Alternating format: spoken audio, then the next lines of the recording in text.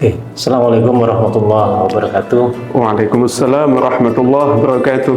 Alhamdulillahirabbil alamin. Segala puji milik Allah Subhanahu wa taala yang telah mempertemukan kita kembali dengan bulan suci Ramadan.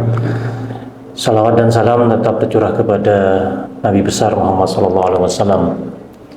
Sahabat Al-Hikmah yang dirahmati oleh Allah, selamat datang di podcast Ramadan Masjid Al-Hikmah UM sesi kedua.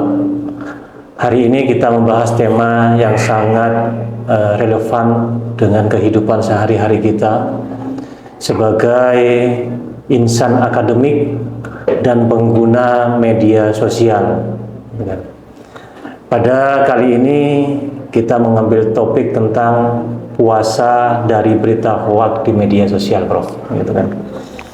Telah hadir bersama kita Profesor Dr. Yusuf Hanafi, SAG, MPhil. Beliau merupakan Wakil Direktur Pasca Sarjana Universitas Negeri Malang, sekaligus Takmir Masjid UM. Terima kasih berkenan hadir di acara podcast Sama-sama pada siang hari ini, Prof. Terima kasih Ustaz Setiawan. Baik, Prof. Pada Ramadan ini identik dengan menahan lapar. Ya. Namun pada hari ini kita berbicara tentang menahan diri dari hoak, gitu kan. Mengapa isu hoak ini relevan dengan kualitas puasa kita, Prof? Bagaimana, Prof? Ya, baik, terima kasih. Saya ingin menyapa sahabat Al-Hikmah dulu. Assalamualaikum warahmatullahi wabarakatuh. Senang dan merasa berbahagia pada kesempatan ini bisa bersilaturahim dengan sahabat Al-Hikmah melalui kegiatan podcast Masjid Al-Hikmah Universitas Negeri Malang. Sangat relevan apa yang tadi disampaikan oleh Ustadz Setiawan bahwa puasa itu bukan sekedar menjaga dari makan dan minum. Karena Rasulullah sendiri dalam sebuah hadis menyatakan, "Man lam yada' qawla zur wal 'amala bihi."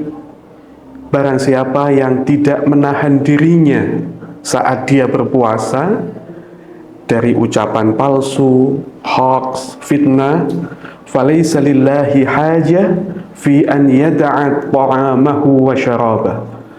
Allah tidak segan untuk mengabaikan rasa lapar dan dahaganya ketika dia berpuasa.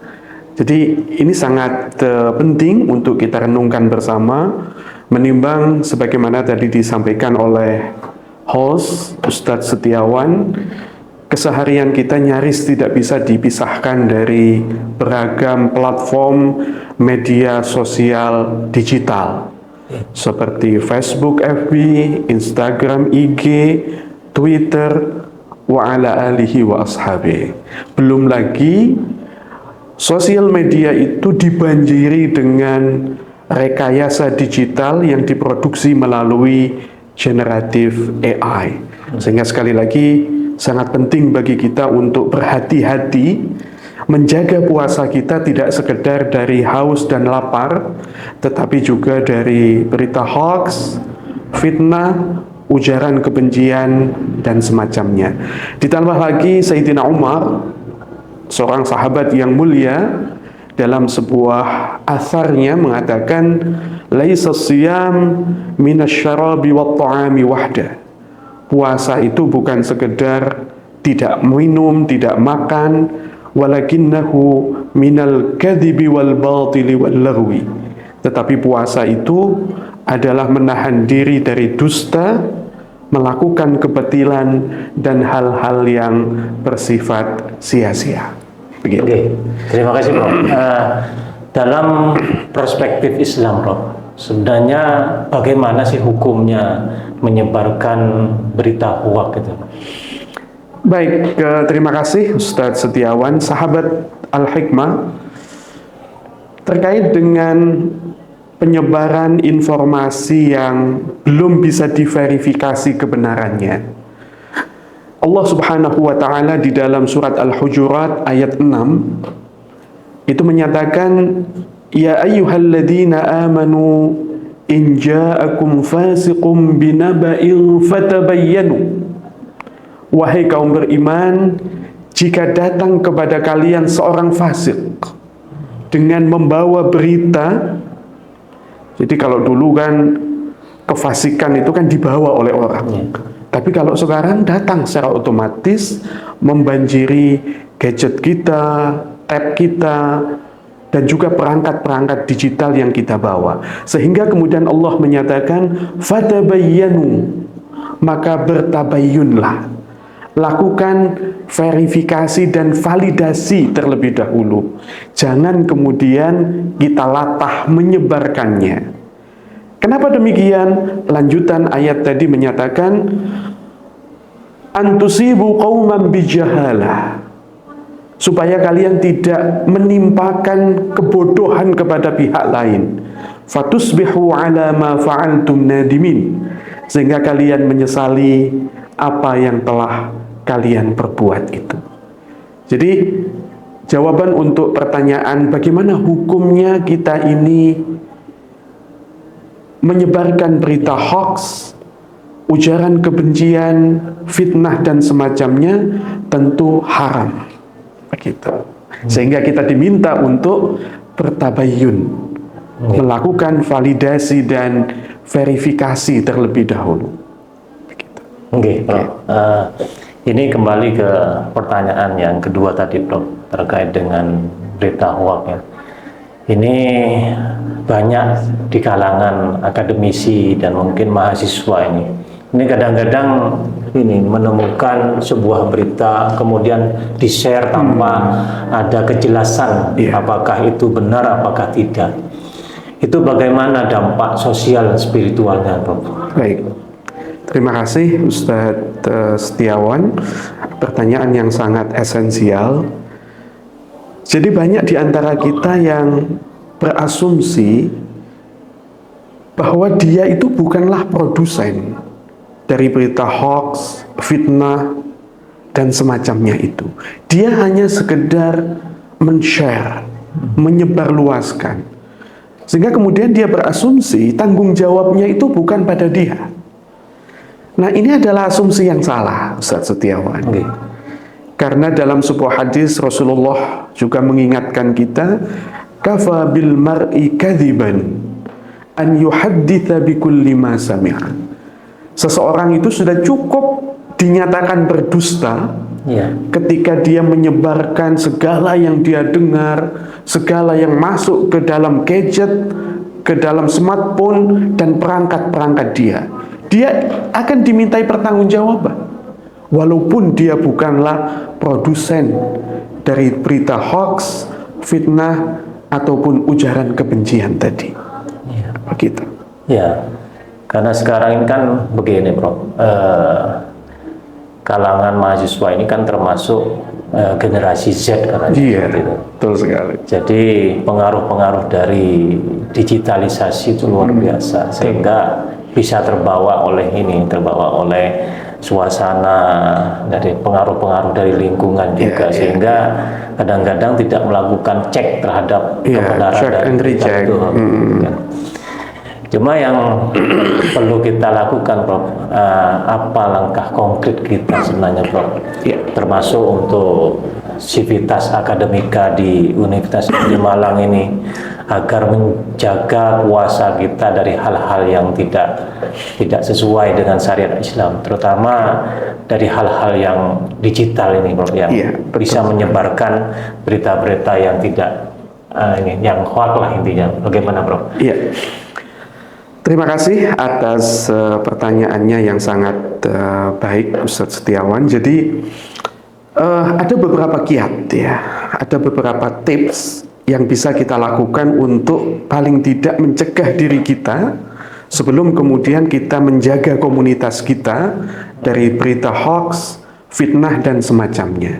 Karena memang segalanya kan harus dimulai dari diri sendiri.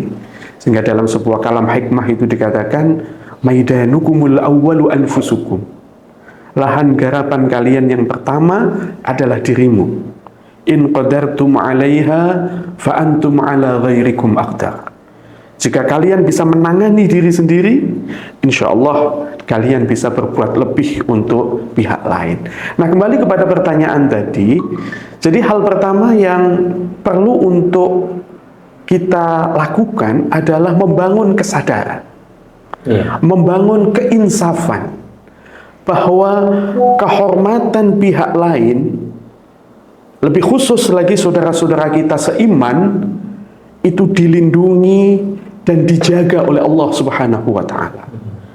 Karena Rasulullah pada saat haji wada di padang Arafah yang suci, dalam momen yang sangat mulia, haji perpisahan, beliau itu berkhutbah di hadapan ratusan ribu sahabat yang hadir di padang Arafah kala itu. Kala itu Rasulullah menyatakan, fa inna dima'akum wa amwalakum wa a'radakum bainakum haram. Sesungguhnya darah, kehormatan, dan kemuliaan saudara-saudara kalian itu haram untuk dilecehkan dan direndahkan. Kahurmati yaumikum hadha, sebagaimana kehormatan hari ini, fi syahrikum hadha, di bulan ini, fi baladikum hadha, dan di tanah haram ini. Jadi tips dan kiat yang pertama adalah menginsafi bahwa kehormatan saudara-saudara kita itu dijamin oleh Allah Subhanahu wa Ta'ala. Kemudian yang kedua, menegaskan apa yang tadi sudah saya sampaikan, kita harus membudayakan tabayyun. Check and recheck, verifikasi dan klarifikasi. Atau kalau dalam bahasa penelitian, kita harus melakukan triangulasi data. Jadi sebuah data bisa dipegang kredibilitasnya jika terkonfirmasi oleh data yang lain. Jika itu tidak terjadi, maka data itu belum layak untuk disebarluaskan.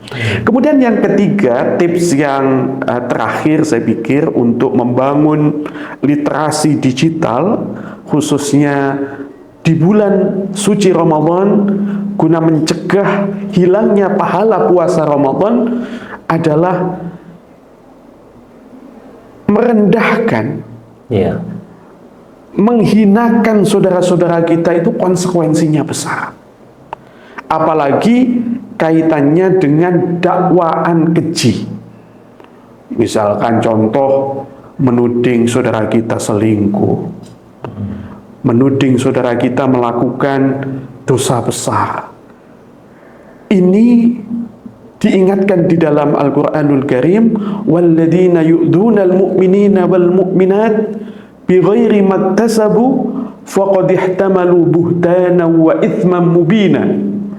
Mereka yang menyakiti mukmin baik laki-laki maupun perempuan dengan tuduhan yang tidak mereka perbuat, maka sungguh mereka telah menanggung dosa yang sangat besar. Jadi saya kira 3 tips itu yang bisa diharapkan bisa menghindarkan diri kita dan juga komunitas kita dari berita hoax, fitnah dan semacamnya yang berpotensi merusak pahala puasa kita. Gitu. Apakah di antaranya begini, Bro? Termasuk kita itu kan biasanya di bulan Ramadan ini kan menghindari hal-hal yang bisa mengurangi pahala puasa, gitu, Bro. Apakah termasuk di antaranya kita itu menghindari jempol kita, tangan kita itu untuk nge-share atau ngetik hal-hal yang tidak kita inginkan di media sosial? Apakah termasuk itu, Bro? Iya. Jadi ternyata memang hangusnya pahala puasa, hilangnya makna dan esensi puasa kita tidak selalu karena mulut kita, tapi kadang oleh ujung jari jemari kita. Ketika kita beraktivitas secara digital lewat perangkat-perangkat yang kita miliki. Jadi itu benar sekali bahwa hilangnya pahala puasa karena kadzib, dusta, wallahwi, sia-sia, itu bukan selalu karena mulut, tetapi juga karena ujung-ujung jari jemari kita saat beraktivitas di sosial media lewat perangkat-perangkat digital yang kita miliki. Oke. Tapi itu yang katakanlah jemari kita ketika ngetik di HP kita, mungkin di komputer kita, laptop kita, itu yang hal-hal yang negatif. Yang negatif. Bagaimana kalau misalnya ini yang katakanlah yang positif, Bro? Tetap bisa dianjurkan, Bro, gitu kan? Ya, tentu saja. Jadi ketika kita share konten-konten yang bernuansa dan berisikan dakwah, ajakan kepada amar ma'ruf nahi mungkar, kemudian kita menyebarluaskan hal-hal positif, misalnya di Masjid Al-Hikmah ini banyak sekali program Ramadan, kemudian dia men-share poster, flyer yang berisi narasi ajakan untuk menyemarakkan kemilau Ramadan di Masjid Al-Hikmah, tentu saja itu sangat berpahala. Begitu. Termasuk diantaranya ya acara podcast ini. Iya, betul sekali. Alhamdulillah. Memberikan suatu solusi lah untuk pengetahuan kita di bidang keagamaan. Iya, pencerahan intelektual dan spiritual. Juga untuk memeriahkan bulan Ramadan 1447 Hijriah ini, Bro. Baik, Bro, ini pertanyaan terakhir dari saya, Bro. Sebagai penutup, apa pesan singkat untuk jamaah Masjid Al-Hikmah Universitas Negeri Malang di bulan yang suci ini, bulan Ramadan ini, sehingga kita nanti di akhir Ramadan kita masuk ke Idul Fitri betul-betul menjadi fitrah untuk kita semua. Ya, terima kasih Ustadz Setiawan. Sebagai closing statement, saya ingin menyampaikan kesimpulan dan clue, sekaligus ini menjadi pesan moral dari saya. Kebetulan saya selaku Ketua Umum Pengelola Masjid Al-Hikmah. Jadi marilah kita jadikan Ramadan ini sebagai madrasah untuk menempa diri kita supaya kita menjadi insan yang lebih baik. Karena Ramadan itu artinya membakar. Marilah kita bakar penyakit-penyakit hati, penyakit-penyakit spiritual, dan juga penyakit-penyakit intelektual, supaya kita akan menjadi insan yang lebih baik pasca berakhirnya Ramadan. Dan terkhusus terkait dengan tema kita pada siang ini, yakni menjaga kualitas puasa kita dari berita hoax dan juga aktivitas yang tidak patut di media sosial. Kita harus ingat peringatan Rasulullah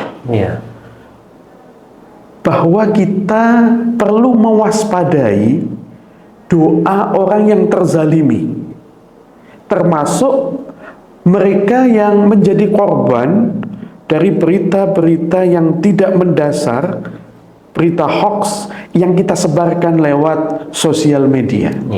Dalam sebuah hadis, Rasulullah menyatakan, ittaqu da'watal mazlum wa in kana kafiran. Takutlah kalian kepada doa orang yang dizalimi, termasuk dia diberitakan, dicitrakan buruk lewat media sosial, walaupun dia non-muslim. Nah, kalau non-muslim saja kita perlu waspadai, apalagi jika korbannya itu adalah seiman dan seislam. Kenapa kita perlu waspada terhadap doa orang yang dizalimi? Rasulullah melanjutkan di dalam hadisnya, fa innahu laisa bainahu wa bainallahi hijab. Dikarenakan doa dia dan Allah Subhanahu wa taala tidak ada hijab yang menghalanginya.